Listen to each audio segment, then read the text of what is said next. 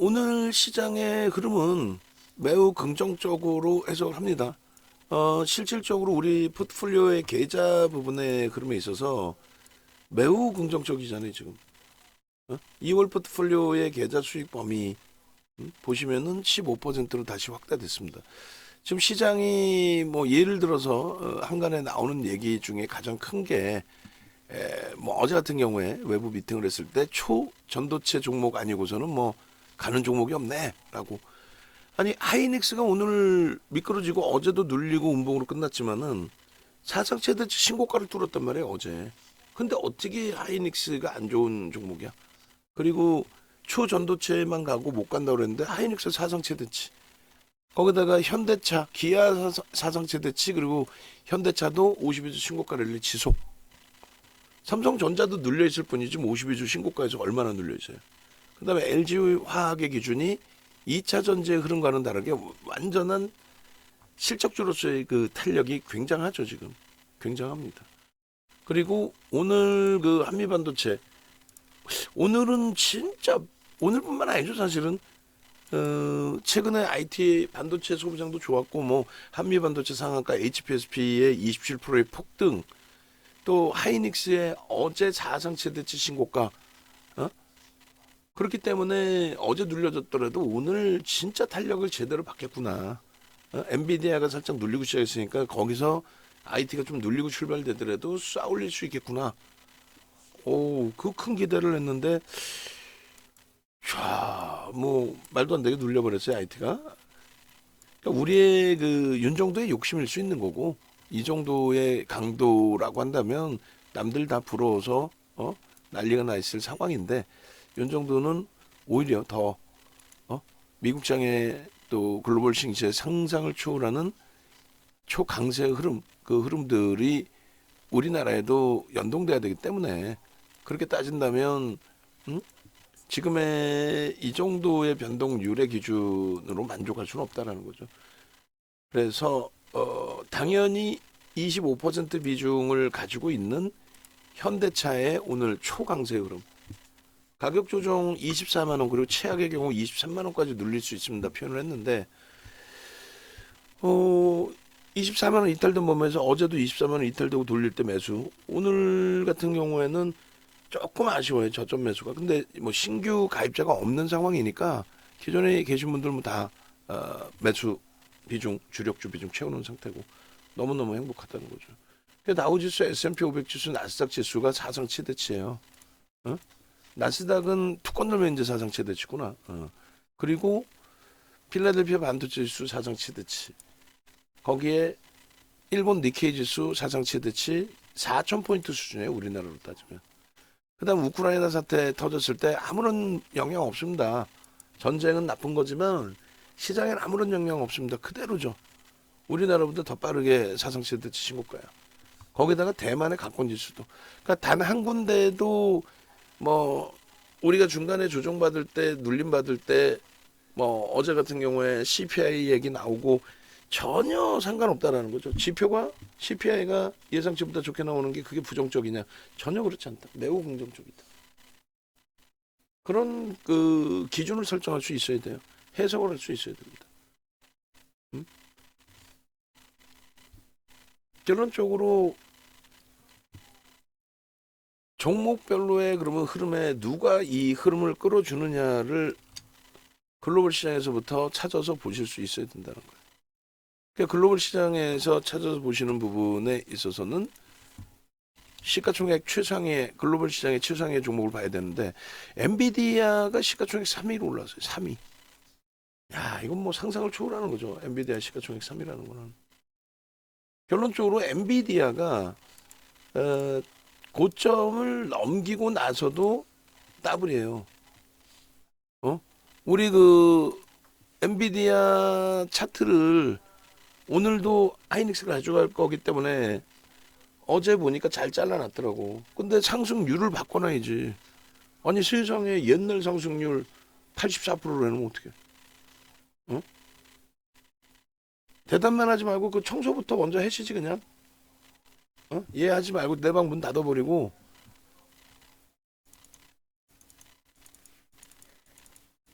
청소부터 다.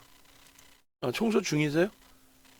다 같이 하세요. 다 같이. 내 방 문 닫아버리고 다 같이. 그렇게 해서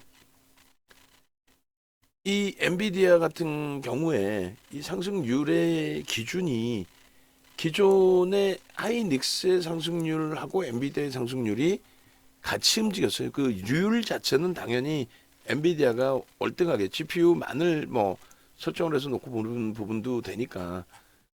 근데 이 그 하이닉스도 HBM의 D램에서의 비중이 그렇게 월등히 크지는 않지만 그래도 어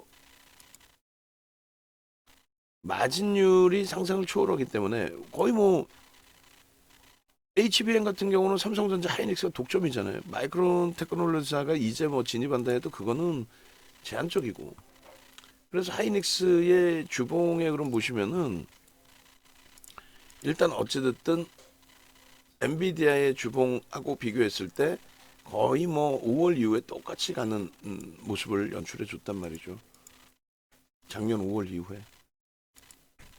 그래서 일단은 그 엔비디아와 하이닉스의 흐름에 대해서 동반적인 흐름이 연출이 됐었고 동반적인 흐름을 가져가야 되는 게 올해도 맞는데 유독 올해 특히 더 우리나라가 정정불안 뭐 이런 얘기를 했잖아요. 그리고 계속 이제 정부가 증시부양책이라고 내놓는 정책에 대해서 윤정두가 저건 좀 아닌데 윤정두보다 뛰어나신 분들이 계실 텐데 왜 저렇게 정책을 말씀하실까? 그런 얘기를 좀 많이 했었잖아요. 실질적으로 저 PBR 관련해서 지주사들 뭐 반짝 움직인 것까지는 좋은데 그 이후의 흐름에 대해서는 뭐 상당히 제한적으로. 12월까지는 추이 추세를 비슷한 부분이 있었어요. 엔비디아는 274불에서 500불을 5월 이후에 12월까지 500불을 이제 넘기는 274불에서 그리고 하이닉스도 8만 5천 원에서 14만 원까지 거의 뭐 상승률도 어찌 보면 비슷비슷한 부분이거든요. 근데 올해는 하이닉스가 사상 최대치 신고가를 넘겨주긴 했지만 엔비디아의 올해 또 추가적인 탄력을 기준으로 놓고 본다면 그러면 사실상 하이닉스는 올라간 게 없죠. 엔비디아가 올해 들어서만 50% 이상, 52%인가요? 52%인가요? 폭등이 나왔었고, 그리고 이렇게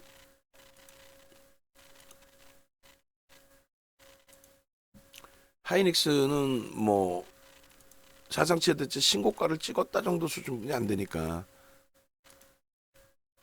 이제는 하이닉스의 자체적인 문제는 아니라는 걸 알잖아요. 아시잖아요. 그러니까 이제는 뭐 만약에 예를 들어서 항상 제가 말씀드렸던 뭐 정정불안의 요인이든 어떤 요인이든 그 부분에 비연동됐던 부분의 흐름이 해소가 되어 준다면 해소가 될 수 있는 위치냐라고 했을 때 그 위치를 넘어서 있다라는 거죠. 그러니까 결론적으로 엔비디아와 그 하이닉스의 흐름은 지난해 연말까지는 그나마도 등락률도 뭐 일정 범위 비슷비슷했어요. 일정 범위는. 다시 한번 땡겨서 보여드리면 그렇게 해서 12월까지 1차적으로 한번 보시고 그 다음에 이제 올해 일봉 들어서 올해 비중 보시면 12월까지 뭐 비슷한 것도 아니네. 엔비디아가 저점 대비해서 뭐 고점 대비의 기준이 아니라 저점 대비해서 166% 5월 저점 대비 그리고 하이닉스는 5월 저점 대비해서 72% 엔비디아가 두 배 움직였죠. 그럼 올해도 그냥 엔비디아가 두 배 더 움직인다고 치고 그러면 일봉 기준의 비교를 한번 해볼 텐데 등락률도 좀 보시고 올해 들어서 하이닉스가 바닥을 찍고 돌린 흐름 1월 달에 시장 자체가 무지하게 밀렸잖아요. 그게 13%예요. 근데 엔비디아는 1월 달 자체에 뭐 바닥을 찍을 일 자체가 거의 없죠. 하루 이틀 뭐 눌린 거를 바닥 찍었다 볼 수도 없는 거고. 그래서 결론적으로 엔비디아 대비해서 하이닉스도 뭐 예를 들면 아까 말씀드린 것처럼 2분의 1 수준 작년에 뭐 2분의 1 수준밖에 연동이 안 됐다고 치면 그 정도 수준만 움직인다고 해도 사상 최대치의 주가 흐름이 중요한 게 아니라 지금 13.8 움직였는데, 예? 엔비디아는 얼마 움직였어요? 53.5입니다. 최고점으로 따진다면은 거의 60% 움직인 거예요. 최고점으로 60% 그냥 대충 따지고 그럼 30% 올라와야 된다면 12만 9천 원에 30%면은 아니 농담이 아니라 계산 방식이 그냥 웃긴다는 게 아니잖아요. 그냥 정상적인 계산 방식 아니에요. 엔비디아의 GPU가 상상을 초월하게 팔리고 있고 앞으로 더 팔릴 거다라고 수요가 너무 많아서 공급이 부족하다라고 분명히 얘기하고 있고 시장에서 그런 상태에 엔비디아의 GPU를 만드는 데 있어서 HBM은 무조건 필수고 반도체 HBM이 반도체잖아. 반도체 없이는 AI 구동 자체가 안 되죠. 그래서 그 부분에 대해서 엔비디아는 GPU가 몽땅 다 엔비디아 대부분 다 또 매출의 대부분이 다 그냥 GPU AI에 들어가는 그랬을 때 그 호황세로 엔비디아가 예를 들면은 뭐 저점 대비해서 올해 들어서만 60%에 가까운 고점을 형성했다. 라고 한다면 그러면 하이닉스의 기준도 그 엔비디아 작년 기준에서 똑같았잖아요. 하이닉스의 기준도 작년 기준에 그 엔비디아의 160% 올라올 때 74%니까 절반 정도만 따져도 30%란 말이에요. 그러면 저점 대비 30% 원래는 저점도 아니에요. 응? 엔비디아의 움직임은 하이닉스 밀렸다 올라온 거고 어찌됐건 최소 아무리 양보를 한다고 해도 17만 원에서 17만 원 최소 16만 원에서 17만 원도 돼. 근데 그건 아니지. 정상적으로 따진다면 지금 20만 원 넘겨 있어도 이상할 게 없다는 거예요. 왜냐하면 지난해 말 종가 기준으로 한번 놓고 보자는 거죠. 지난해 말. 지난해 말 종가 기준으로 놓고 보시면 지난해 말에 500불 정도 했거든요. 엔비디아가. 그러면은 500불 정도에서부터 지난해 말 종가가 뭐 495불이니까 746불까지 올라왔으면 50% 올라온 거예요. 그러면 절반이면 25%. 지난해 말 대비 억지를 쓰는 게 아니라 지난해 말 종가 대비해서 그리고 아니 뭐 똑같이는 왜 못 가? 왜 반만 가야 돼? 물론 D램의 매출 비중의 26% 정도로 추정을 해요. 삼성전자도 그건 내놓은 내용도 아니고. 그래서 일단은 어찌됐든 그런 전체적인 부분에 대해서 일단 결론적으로 하이닉스 부분에 대한 이 고점 돌파의 기준이 엔비디아를 중간중간에 한 번씩 보세요. 보시기 어려우시면 저희가 올려드리는 자료 보시면 엔비디아 자료를 방송 자료든 이렇게 해서 같이 올려드리거든요. 그렇게 보시면은 야 지금 시장을 견인하는 게 뭐 예를 들어 소형 잡주들 폭등 나오는 것도 있겠죠. 근데 엔비디아는 소형 잡주가 아니라 시가총액이 3위란 말이죠. 그 시가총액 3위짜리 종목에서의 저러한 초강세 흐름이 글로벌 증시 자체를 전체를 다 끌어올리는 것이라고 한다면 그러면 엔비디아발 GPU 그에 대한 HBM 그에 대한 HBM 생산 라인에 대한 생산에 대한 반도체 또 장비 그러니까 하이닉스 삼성전자가 수주를 받아서 결국은 한미반도체 HPSP 쪽에 또 나머지 업체들 쪽에 또 다시 하청을 내리잖아요. 그것에 대한 호재 인식이 잡혀 있기 때문에 작년부터 올해까지 이제 한미반도체든 HPSP든 사상 최대치 신고가가 나오는 거고 그리고 실질적으로 올해 들어서도 신고가 랠리가 지속되던 가운데 1월 달에도 HPSP는 사상 최대치 신고가 뚫었었잖아요. 그런 가운데 재차 HPSP도 27%까지 그리고 한미반도체는 지난 목요일에 상한가까지 그렇게 흐름이 나온 겁니다. 그러니까 엔비디아발 실적이라는 거죠. 엔비디아도 그냥 오르는 게 아니라 실적 때문에 올랐고 하루에 엔비디아가 29%까지도 올랐고 갭상승 26%에 언제 작년 5월 25일 날 24일 장 끝나고 발표 나온 실적에 힘입어서 그리고 하이닉스도요 지금 실적 그 전망치 상향된 부분에 대해서 계속 올려드렸는데 상상을 초월해요. 지금 실적 전망치 상향 부분이 상상을 초월합니다. 지금 순이익 부분에 대해서도 영업이익 보시면 4조 6천억 예상했던 게 10조까지 지금 상향되고 있는데 이 정도 속도의 실적 전망치 상향이 그냥 전망치 나온 거 요거만 지금 전망치 얼마입니다 이렇게 보실 필요 없이 지금 보여드리는 거는 컨센서스 추이를 보여드리는 거거든요. 1년 전에 4조 6천억 예상한 거를 지금 2배 이상으로 그리고 1개월 전에 8조 8천억 예상했던 거를 10조 8천억으로 1개월 만에 1개월에 2조씩 올라간다는 거야? 그럼 상반기 목표치가 어떻게 됐어요? 15조 20조까지도 상향될 수 있다는 거예요. 농담해라. 1개월에 무슨 2조씩을 상향시켜버리는데. 응? 그런 기준. 그래서 일반적으로 이제 분기 실적 나오고 분기의 기준에서 그런 그 실적 범위의 흐름들이 나와요. 그러니까 그런 맥락에서 좀 이해를 하셔야 되고, 그 다음에 2025년도 전망치의 기준도 상상을 초월하죠. 2025년도 전망에 대해서 내놓는 조금은 제한적일 거 아닙니까? 소형주들은 아예 전망치도 안 나오고. 그러니까 결론은 전망치 상향된 부분이 순이익 기준에 1개월 만에 1조 이상이 상향이 됐어. 아니 그러면은 뭐 순이익이 올해 내내 분기 실적 나올 때마다 1조 5천억씩 상향되면 16조개? 그럴 수 있다라는 거예요. 그럴 수 있다. 그 정도의 실적이 HBM뿐만 아니라 낸드 쪽의 업황 개선폭까지 지금 연동이 돼 있죠. 낸드 쪽의 업황 개선폭까지. 대박인 겁니다. 역대 실적을 표작업을 해서 올려드렸어요. 이건 증권사 보고서에도 거의 잘 안 나오는 내용이에요. 저 데이터를 다 묶어서 봐야 되니까.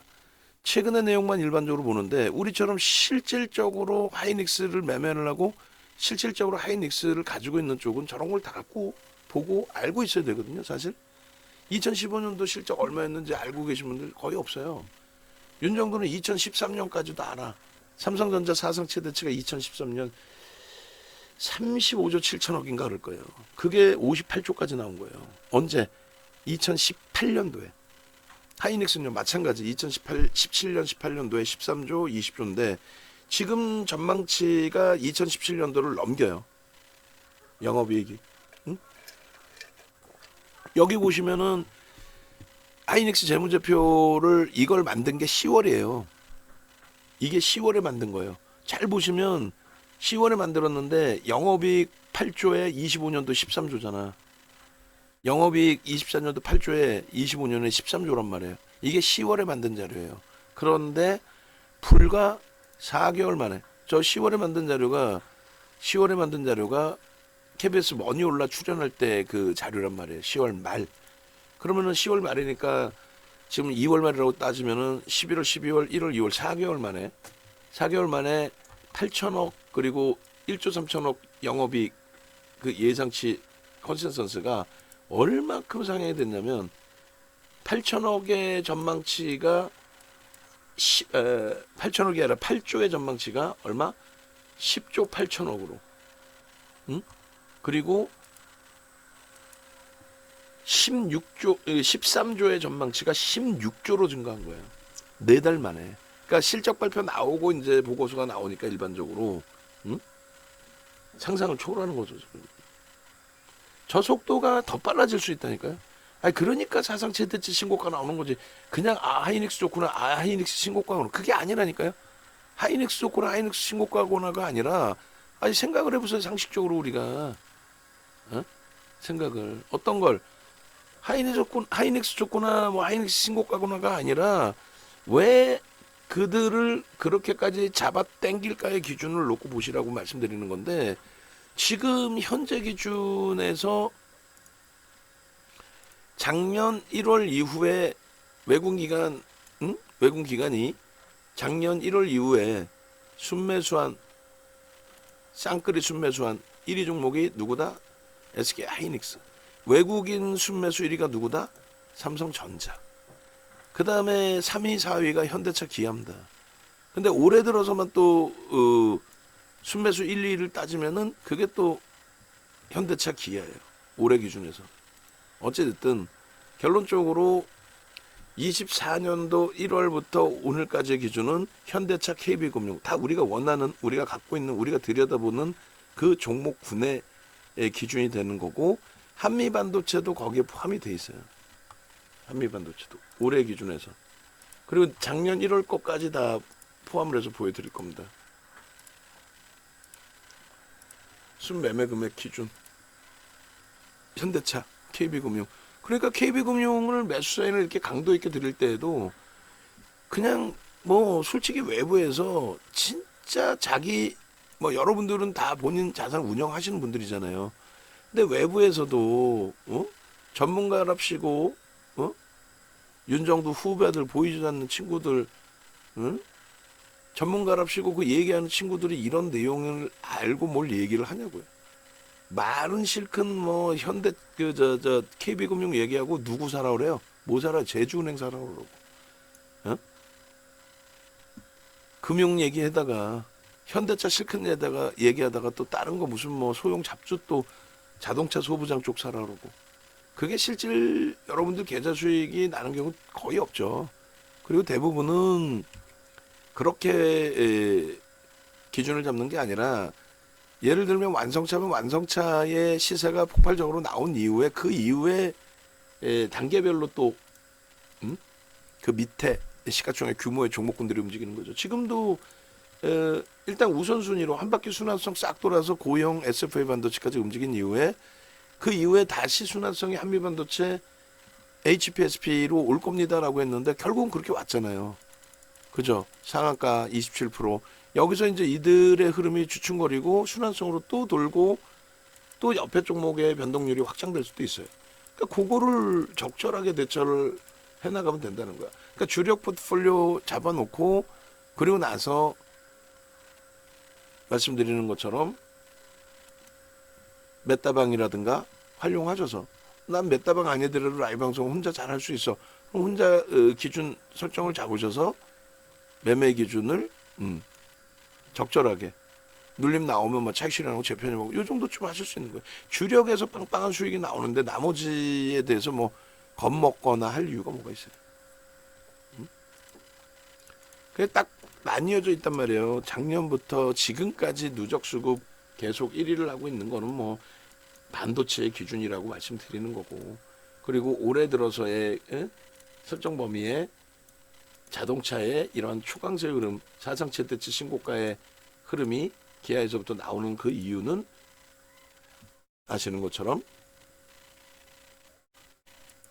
외국 기관 쌍끌이 수급인데 그 기준은 우리나라의 영업이익 순이익이 작년 1위가 현대차, 기아, 그리고 현재 보여드리는 것처럼 잠시 자리를 내주었을 뿐이지 하이닉스의 올해 영업이익, 내년 영업이익 또 순이익이 어때요?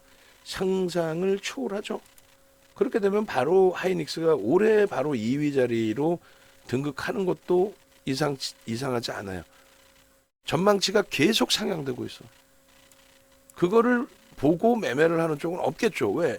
삼성전자 하이닉스를 안 갖고 있는데 삼성전자 하이닉스의 실적 이렇게 컨센서스 상향되는 거 이걸 누가 보겠어요? 아무도 안 보지.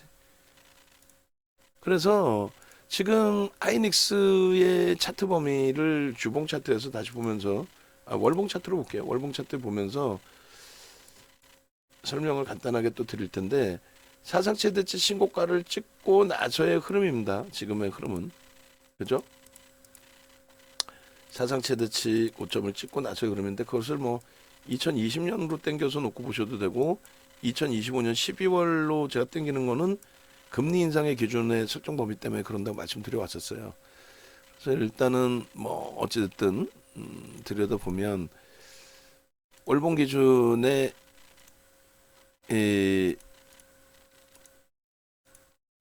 이들의 흐름 자체가 20년 이후의 흐름으로 놓고 보시더라도 사상 최대치 고점의 기준, 그 기준을 넘겨놓은 상태고 추가적으로 지금 뭐 종가의 기준에서 이제 사상 최대치 고점은 14만 2천 원 수준이에요. 정확하게 따지면 월봉 기준에 14만 1,500원 기준이 사상 최대치 그 고점의 기준이었고, 그리고 수급 논리의 기준에서 이제 뭐 수급이 지금보다 조금은 더 들어와줘야 되는 것도 있습니다만, 그거는 뭐 크게 뭐 의미 부여하진 않아요. 왜냐하면 21년도의 고점하고 지금의 고점하고 차이는 물가 상승률 자체 차이도 월등히 크다라는 거죠. 21년도 자체 대비해서 최소 30%, 25% 물가 상승률 그 인건비의 기준으로 따지면, 그럼 주가가 저고점 대비 22%더 25%더 가 있더라도 이상할 게 없다라는 거예요. 그 명목적인 그 종가 기준의 현재로서의 월간 단위가 다 끝나지는 않았지만은 종가 기준 사상 최대치 그리고 현재 장중 고점의 기준에서도 사상 최대치 다 넘긴 위치예요. 다 넘긴 위치입니다. 그래서 월봉하고 주봉하고 다 같이 또 보여드릴 건데, 수급 논리상의 흐름에 수급의 정점 부분을 다 잡아내놓은 그런 기준이 된다. 그리고 지금부터의 거래량 부분은 사실은 한 달에 1억 주 정도면 돼요. 한 달의 기준입니다. 1개월의 기준에 1억 주면 충분해요. 왜냐하면 바닥에 있을 때는 1억 주 이상 나와야 되는데, 지금의 1억 주는 뭐 충분히 사상 최대치 고점이니까 충분히 현재 기준에서 거래 대금이 형성이 되는 거죠. 지금 장악형이에요. 월간 단위가 끝나지도 않았는데 거래가 이 정도면은 장악형의 기준인 거지. 빨간색에. 장악형.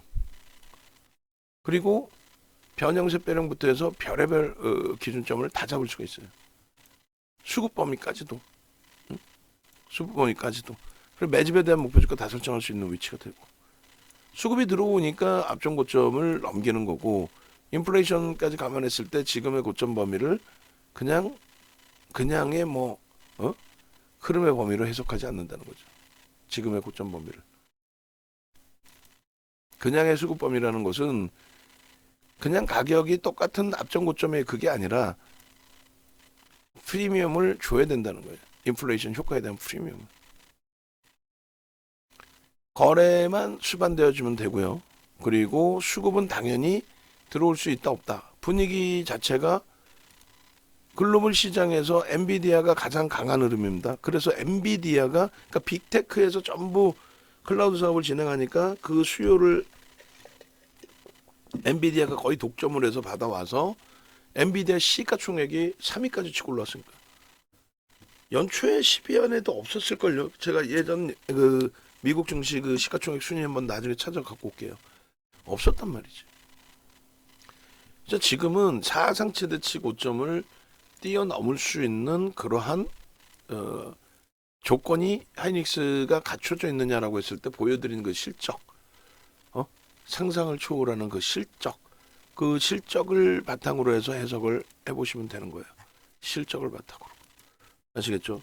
그래서 24년 02월 16일 기준의 월봉 차트의 기준인데, 사상 최대치 고점을 일단 이번 주에 뚫었다. 그 뚫은 게 말도 안 되는 오버슈팅이냐, 오버슈팅이었고 팔고 도망가야 되느냐라고 했을 때, 이게 뭐야? 엔비디아는 초폭등 강세인데 이거는 뭐야? 이게 더 갈 수 있겠는데 월등히 더, 그런 해석이 나올 수 있으셔야 돼요. 주봉에서도 마찬가지입니다. 주봉의 기준에 2023년 1월 이후에 기준을 설정해서 놓고 보셔도 되고, 사상 최대치 고점의 그 돌파의 기준이 있다 보니 여러 가지 어떤 기준에서든 설정 범위를 다 잡아가실 수가 있는데요. 요 기준에서도 이제 지난해 대비해서의 그 흐름으로 놓고 보실 때의 기준, 그리고 요 수급 논리의 기준에 이제 설정 범위의 매집에 대한 기준 다. 근데 거긴 소나 모멘텀 차트의 기준으로도 해석을 하셔도 되거든요. 지금 추이 추세가 매우 긍정적이냐 아니냐, 이 추이 추세가 이어질 수 있느냐, 이어질 수 있다. 그러니까 갭에 대한 목표주가 설정 범위도 가져갈 수 있어요. 그래서 이 하이닉스의 이제 소나 모멘텀 차트까지로 놓고 보면서 10월 이후로 볼까요? 10월 이후, 엔비디아 1월 이후로 본다고 치고 어디서부터 볼까요? 하반기 7월 이후, 혹은 이 목표 주가를 설정하려면은 5월 이후로 보시죠. 5월. 뭐 어차피 엔비디아의 그 기준점 놓고 봐야 되니까 5월 이후, 1월 이후. 이거 좀 피곤하네. 자, 그러면은 전체를 보죠. 뭐 12월 이후, 지난 12월 이후로 보고 그리고 이제 갭에 대한 기준은 좀 멀더라도 지금 이렇게 잘라놓으면 될 것 같아요. 1차 목표 주가도 겸손 떨 이유도 없고 지금 그렇게 해서 뭐 12만 원, 14만 원 뭐 이렇게 잡으면 11만 2천 원, 14만 2천 원 그렇게 잡으면 갭에 대한 목표 주가 설정 범위가 대략적으로 3만 원, 17만 2천 원. 갭에 대한 목표 주가 17만 2천 원, 17만 원, 뭐 17만 2천 원. 1차. 1차 저 써놓을게요. 돌파갭. 일단 저 돌파갭 메꾸지만 않으면 돼요. 밑으로. 돌파갭 1차 목표 주가는 얼마? 1차 목표 주가 17만 원. 그 다음에 돌파갭 2차 목표 주가 부분은 저 밑에 기준까지는 설정을 하면 7만 원 잡고 21만 원. 2차가 21만 원. 그러니 뭐 무서울 게 없죠. 21만 원까지 간다라고 했을 때 그게 오버슈팅이냐라고 한다면 그렇지 않다라는 겁니다. 왜요? 엔비디아발 HBM 그 수주의 강도만 놓고 기준을 잡더라도 충분히 더 끌어올려지면 끌어올려졌지 덜하진 않다라고 이야기를 할 수 있다라는 거예요. 거래량 부분은 일주일에 3천만 주. 그러면 하루에 보통 우리가 500만 주면은 변동 기준 나옵니다 했는데 뭐 그렇게 된다면 하루 기준에 일단은 어찌됐든 500만 주가 아니에 더 나와야 돼요. 500만 주 미만인 날도 있는 거니까. 그래서 하루 기준에 대략적으로 700만 주씩 터지면 700만 주 그것도 아니야. 한 1000만 주 터져야 되겠다. 1000만 주 정도 터지는 날들이 하루 이틀만 나오면 그럼 무조건 3000만 주 이상 나와요. 그러면 엔비디아만큼의 탄력에 또 하이닉스 현대차만큼의 탄력의 흐름이 충분히 나온다는 거죠. 현대차만큼의 탄력 충분히 나온다. 그래서 결론적으로 그 흐름 범위를 이렇게 거래 수반해주고 항상 영선 위에서 움직임을 주면서 거래를 터트리고의 기준이 잡혀 있었단 말이에요. 크로스 꺾임 전부 그래 나서 이제 맴돌다가 지금의 그름에 아주 멋들어지게 또 기준점이 잡혀서 움직이고 있단 말이죠. 소나 모멘텀 차트 밑에 일반적으로 이제 MACD 오실레이터를 많이 보시는데 소나 모멘텀 차트가 가장 최근에 일본에서 또 개발된 차트이기 때문에 그런 부분들 뭐 부정적이지 않다라는 거예요. 거래 수반하고 움직임 폭이 나와주는 위치들을 전부 편입 설정 범위 기준점으로 해석을 해도 이상할 게 없죠. 그리고 캔들 패턴 부분들 멋들어진단 말이에요. 다. 그래서 일단은 그 갭에 대한 부분의 1차, 2차 그 설정 범위, 목표주가 설정 범위 그 기준이 1차가 17만 원 기준으로 그리고 2차가 21만 원까지 중간에 이제 또 갭이 또 나올 수 있죠. 그럼 그 갭에 대한 목표주가 또 상향시키고 매집이 당연히 계속 들어오겠죠. 윤정도 논리라면 실적과 모든 것을 바탕으로 거기까지. 그럼 오늘은 이제 뭐 짧게 한다고 그랬지만은 하이닉스 그다음에 현대차 까지 설정을 할 거예요. KB금융도 만약에 할 수 있다면 KB금융까지 할 건데 일단은 뭐 결론적으로 일주월봉 오래간만에 한 번씩 다 봐보시고 영상도 뭐 주말에 한 번씩 더 보셔도 되고 지금 뭐 약간 정신없는 상황이시다라고 한다면 저도 녹화하면서 뭐 자르고 올리고 두 군데 녹화하다 보니까 정신이 없어요. 말씀드릴 때 횡설수설 하는 경우도 있고 그러니까 그것을 약간 가려서 들으셔야지 이제. 결론적으로 하이닉스는 첫 번째 기준이 뭐다? 엔비디아 보여드렸고 그리고 그 평상시에 장중이든 야간이든 박스에서 설명해드린 오픈 AI 관련해서 22년 11월 30일 날부터 오픈 AI가 본격적으로 AI 관련해서 글로벌 시장에 뿌려준 거죠. 그 부분이 과연 이제 우리의 입장에서는 로봇가 뭐 사람을 지배해 다 필요 없고 우리 입장에서 놓고 보는 부분은 어떤 기준이 됩니까? 어떤 기준이 돼요? 그것이 실적에 연동이 되느냐, 어떤 기업한테 실적이 연동이 되느냐, 연속성은 있느냐인데 오픈 AI가 이슈를 만들어 놓은 이후에 실질적으로 이제 AI 시장이 50년대부터 AI라는 단어가 있었는데 그 시장이 일컬어지고 움직임이 나오는 흐름의 기준은 결론적으로 실적 연동폭의 엔비디아의 실적에서 확인이 됐다라는 거죠. 지난해 5월 24일 날 상상을 초월하는 실적. 그리고 나서도 야 이게 계속 유지가 될까 수요가 계속 따를 수 있을까라고 했을 때 누가 강압하는 것도 아니고 시가총액 1위로 올라선 MS라든가 그다음에 시가총액 2위 애플의 경우는 이제 온 디바이스 AI 또 시가총액 9위로 미끄러진 테슬라는 역시 마찬가지 자율 주행의 기준에서 또 마찬가지로 시가총액 이제 4위 5위로 미끄러진 알파벳 아마존 또 6위 메타 플랫폼은 전부 애플과 마찬가지로 클라우드 사업 부분을 확장한다. 우리도 AI를 자체적으로 생성할 거다. 뭐 여러 가지 기준. 그래 결론은 그 수요가 넘친다는 것이 작년 11월부터 4분기부터 확인이 된 거예요. 그래서 한 번 더 날아가기 시작했고 올해 들어서는 그게 더 폭발적으로 형성이 된 거죠. 금리가 고공행진을 하고 고점에서 내려올 기미가 없잖아요. 금리 인하할 이유도 없다라는 그 기준이 설정돼 있는데 그런 상황 속에서도 결론적으로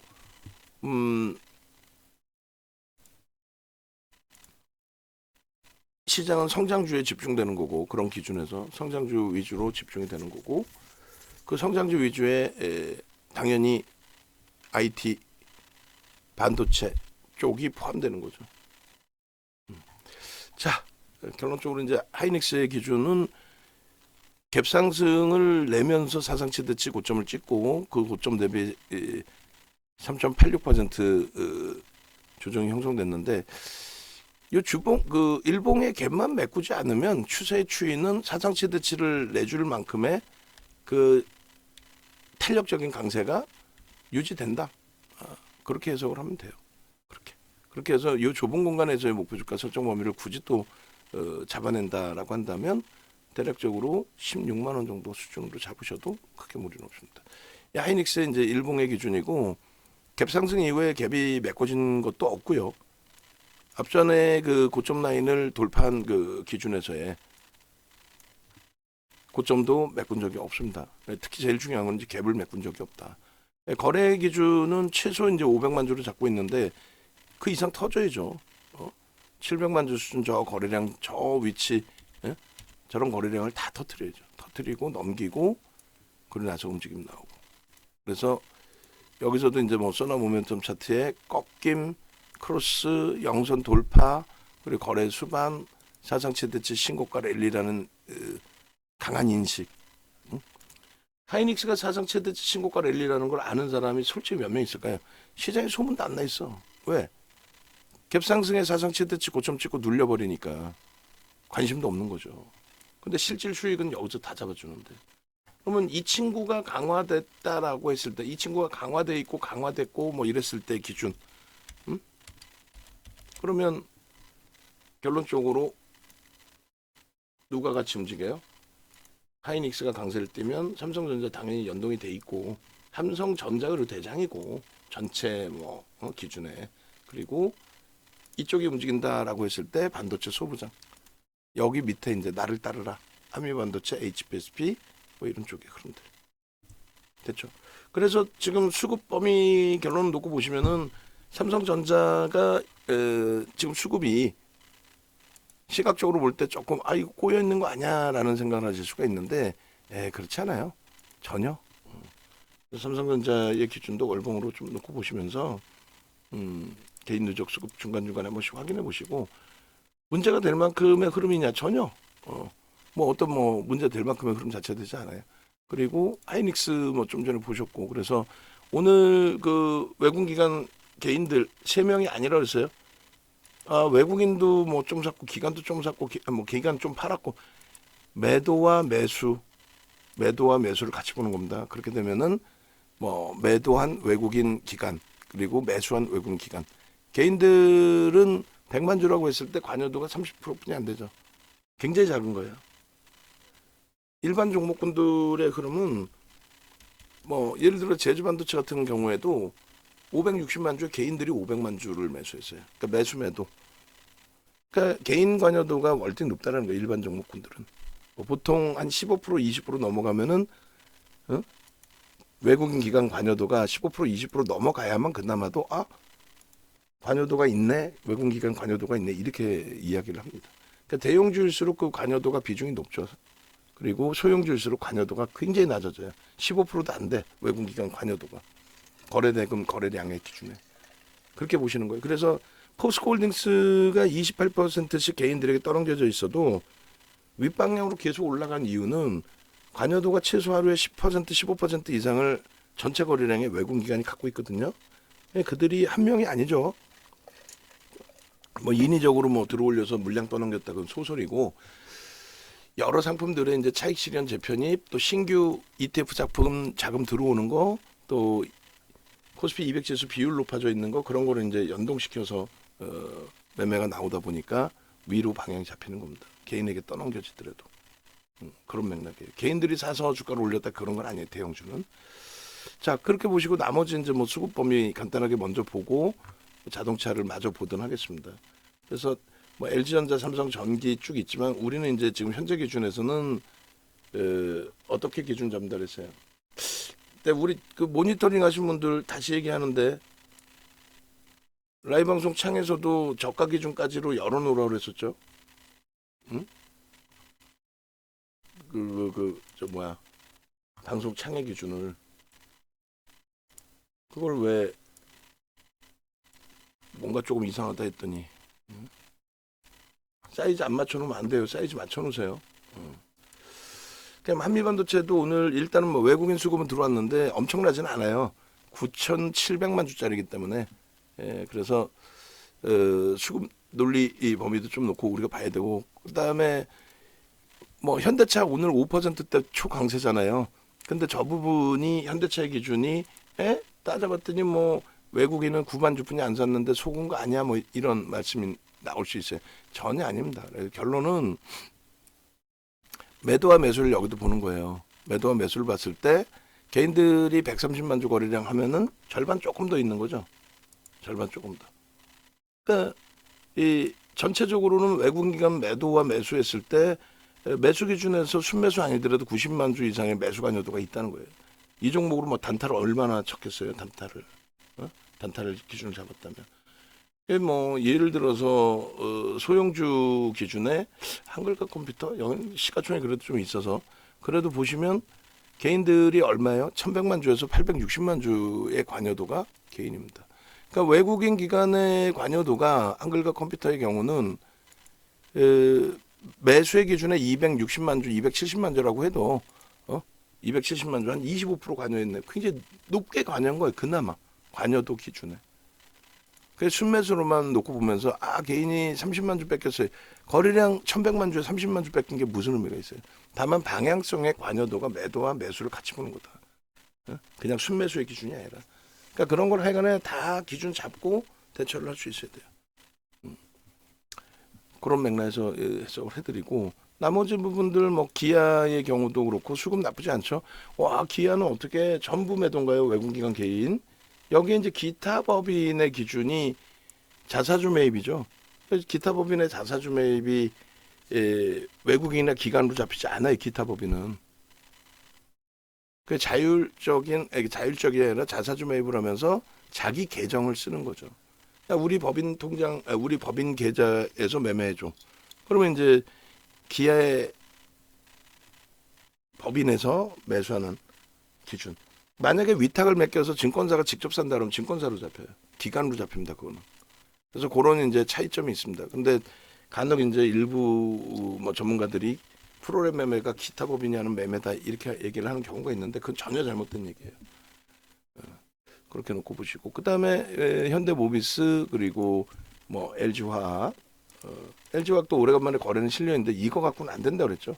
거래 월등히 실려야 된다. 그리고 연기금이 드디어 이제 많이 사주기 시작하는데 외국인이 41.63%예요. LG화학이. 대주주분 40.73이고 기관들이 이렇게 들어와 주는 것만으로도 추이 추세는 계속 강화될 수 있어요. 외국인이 일부 팔더라도 원체 지분이 많아서 외국인은 왕창 팔 외국인이 아니고 그런 맥락 좀 놓고 보시고 그리고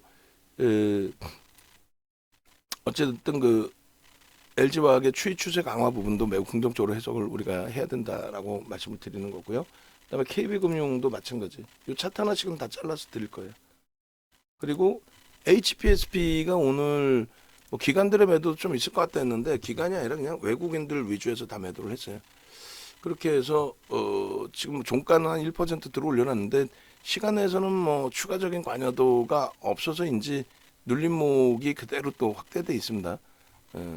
마감 때까지 이제 한번 들여다보는 걸로 제가 시간의 거래는 제가 뭐 체크를 하는 걸로 하고 그리고 이 정도의 매도 강도에 이만큼 밀렸다는 좀 과도하다 싶은데 그건 뭐 제 개인 판단이고 아니 월요일 날 전략은 메타방에서 일단 설정을 해드렸고요.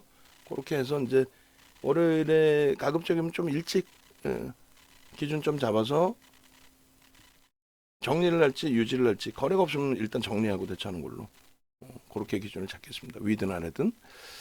그리고 이제 나머지 이제 포스코 DX든 이런 쪽은 이제 오늘 당일의 기준에서의 흐름을 본 거고 월요일 날 똑같은 그 추이 추세가 강화되는 흐름이 나오는지 봐야 되는 거고 그다음에 제주반도체도 뭐 프로그램의 연동성에 따라서 많이 움직임이 형성이 되니까 그런 쪽 그다음에 카카오 연속성을 가지고 갈 수 있을지 수급 거래대금과 수급 그다음에 지금 에코프로 머티는 계속 매수를 해요. 그러니까 오버슈팅을 줄 거냐 안 줄 거냐의 차이점인 거죠. 오버슈팅을 줄 거냐 안 줄 거냐. 근데 저렇게 계속 매수를 하다 보면 어느 시점에는 쌍끌이가 되고 슈팅이 나오는 경우가 나옵니다. 2월 13일처럼. 그러니까 그럴 때 거래 터지는 거 보여지면 최소 거래량 300만 주 기준으로 잡고 보여지면 변동성 매매로. 엔캔 같은 경우에도 말도 안 되는 그 흐름이잖아요. 얘도 개인들 위주로 사게 되는데 주가는 오르는데 앞부분에 매집이 다 돼 있고 유통 물량이 없는 애들은 개인들에게 물량을 떠넘기면서도 움직임이 위로 나오는 경우도 많아요. 있을 수 있어요. 근데 엔캔 같은 경우는 사실 그런 시가총액 규모도 아니고 유통 물량이 너무 많아요. 대주주 물량도 뭐 24%도 안 되고 23.47이고 외국인도 5.60분이 안 되고 기간은 계속 팔아왔고 근데 주가는 계속 올라갔고 이거는 좀 리스크가 좀 있기 때문에 리스크 관리하면서 대처하는 걸로 기준 잡고요. 나머지 주성엔지니어링 또 하나마이크론, 리노공업, HLB 생명과학 뭐 이런 쪽 차분하게 보면서 비중에 대한 설정 범위 여부를 조절을 해드릴 거다. 조절을 그렇게 해서 대처하도록 하겠습니다. 이제 마지막으로 현대차의 기준에서도 이 사상 최대치의 뭐 주가의 기준 기한은 이미 다 넘겼어요, 그죠? 그 여기도 꼬리 부분에 21년도에 이제 뭐 여러 이슈 또 유동성의 흐름 그런 부분 때문에 현대차의 경우도 사실상 20년 이후에 코로나19 때 2조 4천억 정도 영업이익을 달성한 걸로 기억을 하는데 지금 15조란 말이에요. 15조 영업이익이 6배. 주가가 6배 올라왔냐? 그렇진 않잖아. 그러니까 너무 과도하게 좀 눌려져 있던 저평가 상태, 너무 오랜 기간 형성돼 있던 그런 종목이다라고 해석을 해드릴 수 있는 거예요. 그래서 이러한 그 수급 범위에 놓여져 있던 위치 그리고 거래가 이제 제대로 1월 달에 뭐 상상을 초월하는 그 흐름을 줬잖아요. 거래가 제대로 저렇게 터져줘야 돼. 그럼 지금 이제 사상 최대치 위치에서의 거래가 형성돼 있는 거니까 한 달의 기준에 5천만 주. 그러면 5천만 주면은 20거래를 잡고 하루에 그래도 500만 주씩이 계속 나와주면서 중간에 좀 뭐 200만 주 이렇게 나와야 5천만 주를 훌쩍 넘길 겁니다. 저 거래는 무조건 터져줘야 된다는 거예요. 그리고 꼬리를 빼고 난 종가의 최고점은 요 정도 자락이에요. 이미 다 뚫고 올라가 있는 거예요. 꼬리 빼고 음봉 빼고 종가 기준으로 자상치 대치 24만 원 수준이란 말이에요. 24만 원. 저 5점 해봐야 저 5점 해봐야 뭐 28만 9천 원 무슨 의미가 있어요? 우리는 30만 원 이상을 보고 있는데 실적 또 인플레이션 그런 여러 가지 바탕. 응? 그래서 현대차의 기준도 앞서 보여드린 것처럼 올해 들어서만도 어마어마한 매수, 쌍끌이 매수. 그 규모가 얼마? 외국인기관 쌍끌이 순매수 1위. 우리나라 1위. 그러니까 수급이 들어오면서 주가를 견인한 흐름이죠. 명분은요, 실적. 너무너무 저평가의 상태에 놓여져 있었다. 근데 그게 저 PBR의 기준 아니지. 그렇게 따지면 기아는 더 이상 못 가죠. 어? 저 PBR이 아니라 전체적인 실적. 그렇게 놓고 인지를 하셔야 됩니다. 그런 맥락 좀 놓고 보시고 현대차에 그래서 이제 일봉의 기준인데 주봉의 기준에서 갭이 한 번 더 나오면 조금 전에 월봉의 기준인 거고요. 주봉의 기준에서 갭이 한 번 더 나와주면 뭐 상당한 또 탄력이 이어질 수 있어요. 적산병 기준의 세 번째 게 도지인데 꺾일 거냐 쭉 뻗어 올라갈 거냐의 기준이 되거든요. 지금 뭐예요? 꺾일 거예요? 뻗어 올라갈 거예요? 뻗어 올라가는 쪽의 기준으로 해석하는 게 맞죠. 그래서 현대차의 기준도 지금 현재 기준에 충분히 변동성의 확장 부분이 지속될 수 있다. 기아처럼 사상 최대치 신고가, 하이닉스처럼 사상 최대치 신고가 랠리를 당장 이번 달 기준에서도 설정할 수 있다. 지금 주가 대비해서 30만 원이 20%더 올릴 수 있거든요. 20% 다음 주에 왜 못 올릴 이유가 뭐 있어요? 여기서 올라온 게 20%인데. 요게 20%째 상승장 확인형에. 그게 뭐 엄청난 지금 추이 추세의 강화예요. 지난 10월 이후에. 그래서 앞전 고점의 흐름을 거래를 터트리고 뚫어줬고 그 다음에 갭에 대한 설정 범위가 22만 6천 원 수준에 형성이 되어 있고 그 22만 6천 원, 7천 원 뭐 기준 잡는다고 치면 6만 원 그러면은 30만 원 수준을 갭에 대한 목표 주가로 설정할 수 있습니다. 주봉상의 현대차의 갭에 대한 목표 주가 설정 범위가 두 가지의 해석이 돼요. 요 갭과 그리고 다음 주에 갭 상승. 다음 주에 갭이 나와서 갭 상승이 나오게 됐을 때의 흐름. 그렇게 됐을 때의 기준. 그래서 30만 원까지의 그 주봉의 목표 주가 설정 범위가 무리수는 저는 없다라고 봐요. 충분히. 거래량의 기준은 당연히 얼마?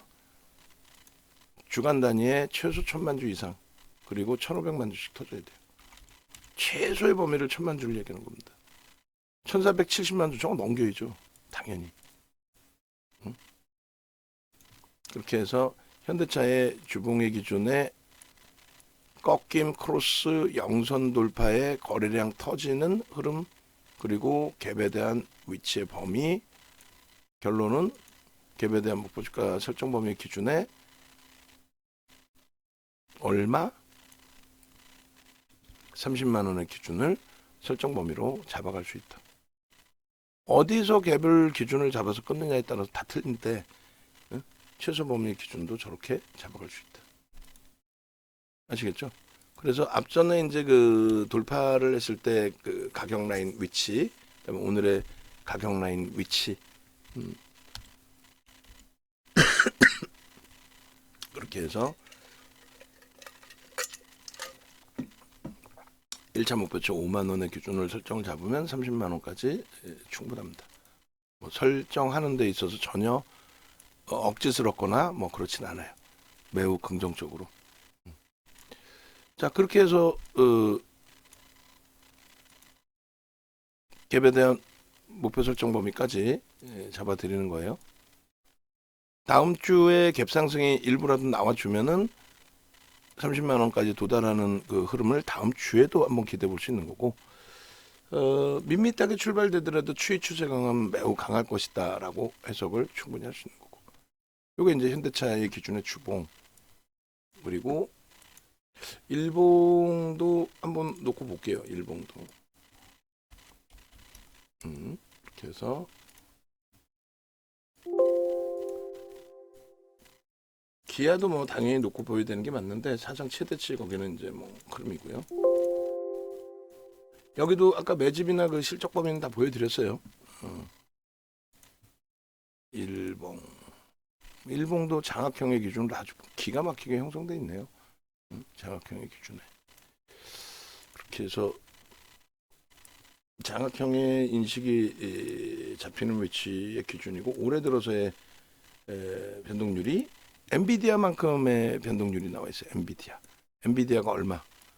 50% 60% 아니에요. 그러니까 이제 올해 저점 찍고 40.43% 1월 22일 저점 찍고 어마어마합니다. 거래 대금이 뭐 충분해요. 하루에 5천억씩 막 터져주고 있기 때문에 1조 5천억이라는 그 규모 자체가 상상을 초월하는 겁니다. 평상시 100만 주가 안 나와서 100만 주 거래만 터져도 돼요라고 얘기할 때가 엊그제 같은데 지금 뭐 100만 주 1조 그리고 7천억 5천억이 다 터지고 있는 거래가 수반된 흐름 거기에 눌림목 이후에 장악형의 기준 거래대금 터진 얼마나 행복해요. 월요일날 갭상승만 하여간에 나와주면 돌파갭의 기준에서 목표주가 설정 범위를 당연히 잡아갈 수 있다. 매우 긍정적으로. 그렇게 놓고 보시고 이 부분을 아니 갭이라는 것이 힘이 그만큼 센 거예요. 대형주를 보합도 아니고 끌어올려서 이끌어 간다라는 자체는 상상을 초월하는 거죠. 그죠? 이렇게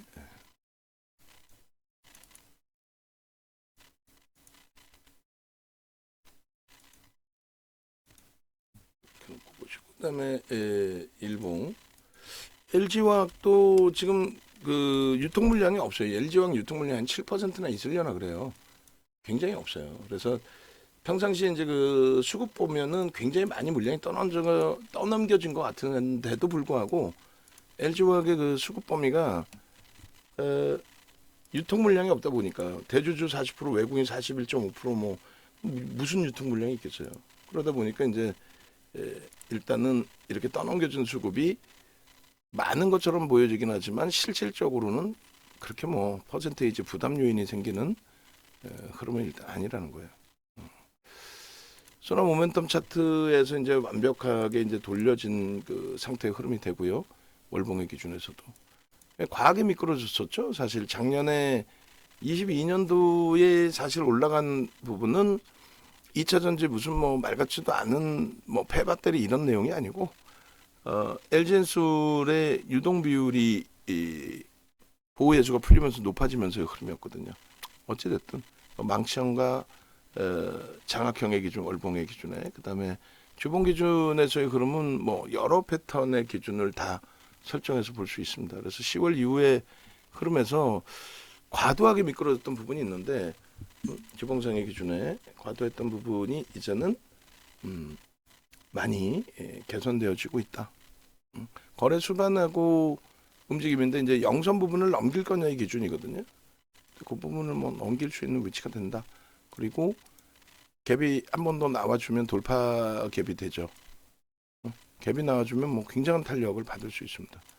다음 주 월요일 날 갭상승 출발되는 순간 그 시점, 그 흐름 그렇게 해서 거래는 당연히 200만 주씩 터져 주어야 되고 주간 단위 기준입니다. 최소 범위예요. 200만 주. 근데 하루에 원래 얼마인 주? 하루에 100만 주씩 터져야 된다 그랬죠. 그 정도 터져야 되고 하루에 100만 주. 그리고 그 흐름이 나와주게 됐을 때 갭에 대한 흐름까지 계산을 설정했을 때 대략적으로 60만 원대 초반까지 목표를 설정할 수 있어요. 돌파 갭이 형성이 된다면 60만 원 기준의 목표주가 설정 범위를 가져갈 수 있다. 그래서 몸통의 고점과 꼬리의 고점 둘 다 다음 주에 넘기는 걸로 해석을 해도 이상할 건 없습니다. 추이 추세 범위. 자, 그렇게 놓고 보시고 CS 건설 잠시만요. 주간 일간 주봉 월봉 일주 월봉 주봉하고 다 올렸나요? 제가 월봉을 현대차의 월봉을 안 올릴 것 같은데. 그렇죠? 현대차의 월봉까지 그리고 LG화학의 지금의 주봉 범위까지 같이 올려놓겠습니다. 그래서 LG화학 부분도 일단은 그래서 추이 추세 부분은 주봉만을 놓고 보는 게 아니라 월봉으로 또 놓고 보실 필요가 있을 것 같아요. 왜냐하면 바닥 인식이 잡힌 위치에서 이제 그 되돌림의 흐름들, 추이 추세의 흐름들, 뭐 그런 부분들 다 놓고 보는 거니까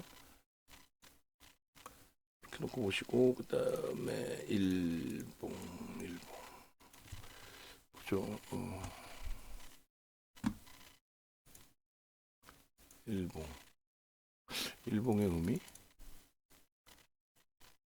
일봉의 의미 멀리서 V자형의 의미 V자형에서 어떤 의미를 부여할 수 있을까요? 일단 하여간에 지금 뭐 앞부분의 이 흐름에 대해서 이쪽 그 수주 공시 나온 이후에 흐름이 있어서의 해석 부분에 대해서 뭐 글쎄요, 이 정도로 하고 월봉 정도에서 하나 뭐 잘라서 올려 놔둘까를 고민을 할게요. 20년 이후에 그림은 나쁘지 않습니다. 굉장히 뭐 펀더멘탈이 뒷받침되어 있는 상태이기 때문에 과도하게 조정을 받았다는 게 제 의견이고 과도한 조정 이후에 매우 강력한 추세 전환 범위 기준 충분히 나올 수 있는 위치로 거래는 월봉 기준에서 아무래도 월봉 기준에서 1,000만 주 가지고는 안 돼요, 사실. 기본적인 가격 반발력일 때는 모르겠지만 최소 범위 1,500만 주씩 월봉에. 그러니까 하루에 100만 주 이상이 꼬박꼬박 터져 줘야 된다는 거예요. 앞전 20년도 바이든 대통령 취임하고 취임이 아니라 경선 때 2차 전지에 대해서 강력하게 지원책을 민주당 쪽에서 친환경 정책을 펼친 그 흐름의 기준이 다 잡혀 있어야 된다는 거예요. 그런 그 거래 대금 부분까지. 자, 그렇게 해서 좀 월봉에서 놓고 보시더라도 LG화학의 범위가 이제 스타트지 정점의 기준으로 해석되지는 않아요. 그리고 거래 대금은 무조건 터져야 된다라는 거. 이번 달부터도 이번 달은 무조건 1,000만 주 수준까지는 추세적으로 올라올 수 있어요. 1,000만 주까지는. 거래수가 남아있는 거래수가 더 많습니다. 2월 기준에. 그렇게 놓고 보시고 추이 추세 범위를 뚫고 해서 넘겨 놓을 수 있을까의 기준 넘길 수 있습니다. 충분히. 하락 추세 범위 서양식 패턴부터 분석은 지극히 이제 인위적인 부분이 돼서 결과론 쪽에 맞추는 거고 또 지극히 주관적인 부분에 맞춰서 놓고 봅니다. 일단 LG화학의 차트 부분 월봉 잘라놓은 것도 또 올릴 테니까 참조하시고요.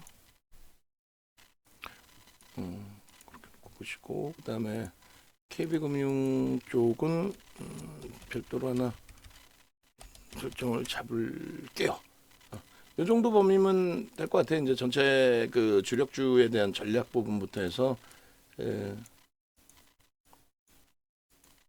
주력주에 대한 전략 부분부터 해서 다 일봉도 LG화학이 참 이쁜 그림이긴 한데 월봉까지 다 본 거니까 올해 들어서만 볼까요? 그것도 뭐 크게 의미는 없는데 자 그렇게 놓고 보시면 될 것 같아요. 그리고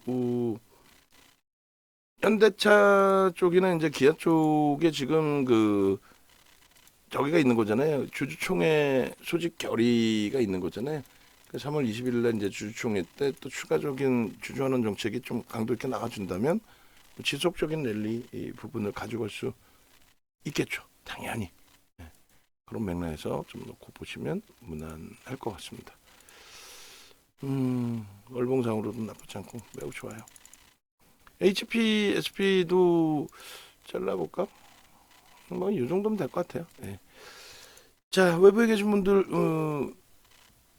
또 VVIP 회원님들 고생들 하셨고요. 현재 기준에서는 일단은 워낙 긍정적인 시장의 흐름이니까 매우 긍정적으로 해석을 하시고, 그리고 네이버에서 윤정도 검색하셔서 합류하십시오. 유튜브 찾아오시면, 윤정도 검색해서 유튜브 찾아오시면 이렇게 전략 내용들이 다 들어가 있습니다. 다 들어가 있으니까 이 부분에 맞게 기준 따라고 잡으시고 표현을 하죠. 들여다보시고. 증권사에서 저평가입니다. 아이고. 그렇게 놓고 보시고, 그 다음에 공식 홈페이지 찾아오시면 이렇게 상품이 있습니다. 그렇게 해서 전화하시고, 아시겠죠?